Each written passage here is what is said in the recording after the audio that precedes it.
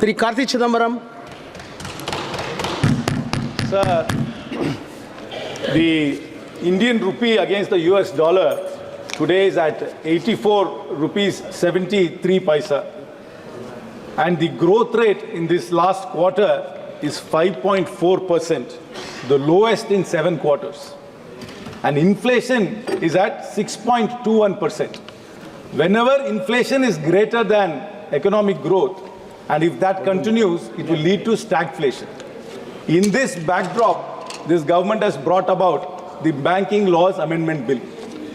The Prime Minister, when he was parroting the slogan, what is it called? 400 Par. He held a cabinet meeting in March where he said when he comes back to power, he will have a 100-day agenda where they will bring about majestic reforms. I'm sorry to say, sir, if these are the reforms which the government talks about, this is hardly majestic. This is merely tinkering on the margins and are innocuous changes which they have brought about. I will talk about 1 or 2 changes they have brought about and what they have missed out in this bill. They have said now that you can nominate people successively or simultaneously for bank lockers and for deposits. I hope they clarify the rules clearly. If there is a certain amount of jewelry in a bank deposit, and they say simultaneously it will be given to many people, they must specify, the person who is opening the locker must clearly specify which jewel will go to which person. Otherwise, what will happen is, if there is no clarity, the bank will say there is no clarity and will confiscate or not give the jewelry to anybody. It will lead to lots of confusion. And in successive nomination, what will happen is, if A nominates B, and after B it is X, Y, and Z, for some reason A passes away, and then B also passes away, it is very likely the bank will ask Mr. X to bring the death certificate of B and Mr. A. He might not even know B. So there can be lots of administrative confusion in these successive and simultaneous nominations, and the government and hopefully the minister will clarify the procedure in which successive and simultaneous nominations will be done. The other point is that, sir, they said unclaimed dividends will be sent to the Investor Education Protection Fund. Sir, the minister must clarify how much fund is already existing in the Investor Education Protection Fund and what is that fund doing to educate people about dubious public issues which are still coming up today and about the financial fraud which is happening in the banking sector. There is no point in creating a fund and adding more and more money to it if you do not know what that fund is doing and how the funds in that corpus is being spent, sir. Sir, most importantly, this bill has missed out on many things. They could have brought about some monumental change in ease of doing business. Sir, as you know, there is so much cyber fraud happening.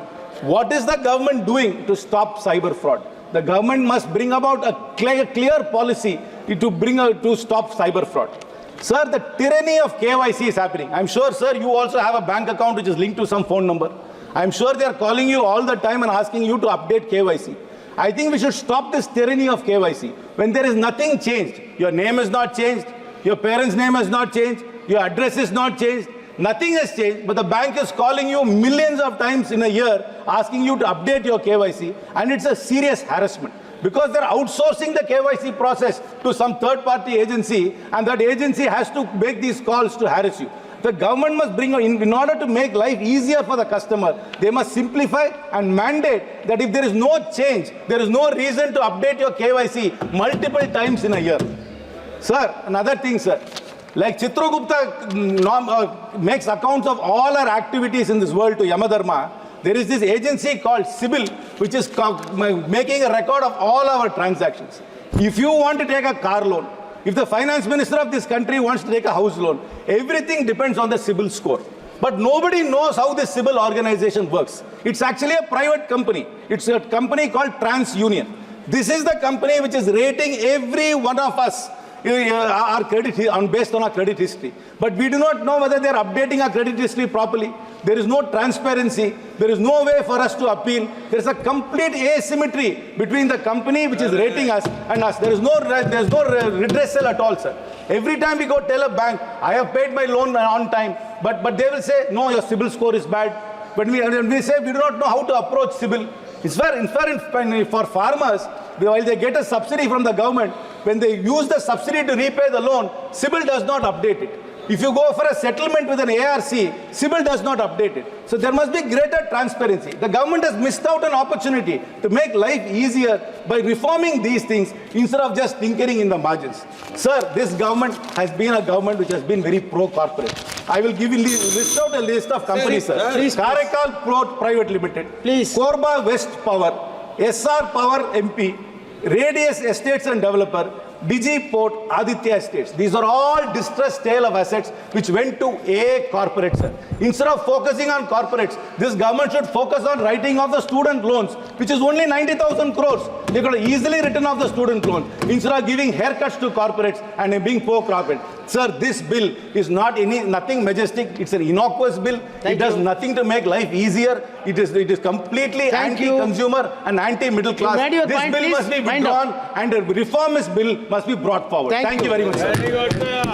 Shri E.T. Bashir, Muhammad Bashir.